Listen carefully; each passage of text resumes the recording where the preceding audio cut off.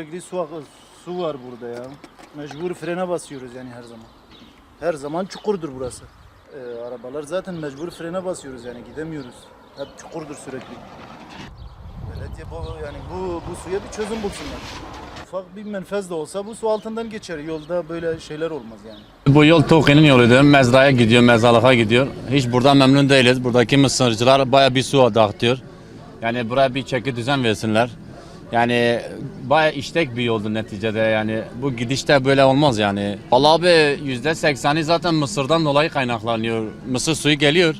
Mısır'dan dolayı bayağı bir su atmışlar ondan dolayı ak. Yani çikolata zaten şu gördüğünüz göbek zaten sudan dolayı kaynaklanıyor.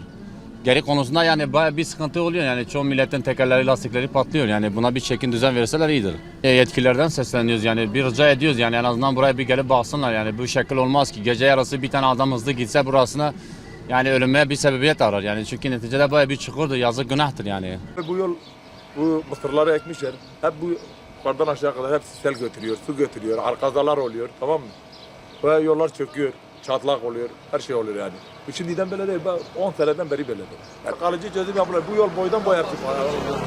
Vallahi buraya ama bir şey kanal gibi bir şey geçse, su de bir dereye falan akarsa iyi olur yani. Yol çökmez, belediyedir yani, validir yani, başka kimden isteyecek? Bu sorunlu, bu Seyitler Mahallesi saat 5'ten sonra su bırakıyor, sanki deniz bırakmış buraya. Yani rahatsız oluyoruz. Gelen giden rahatsız oluyor. Bir de bize yani ileride çekip su çekip yıkmak olabilir yani ihtimali olabilir yani su çekiyor da. Bize zarar veren şu anda araba bak gelen giden arabalar zarar veriyor başka bir şey yok. Çukur var da görüyorsunuz daha karşıda çukur var.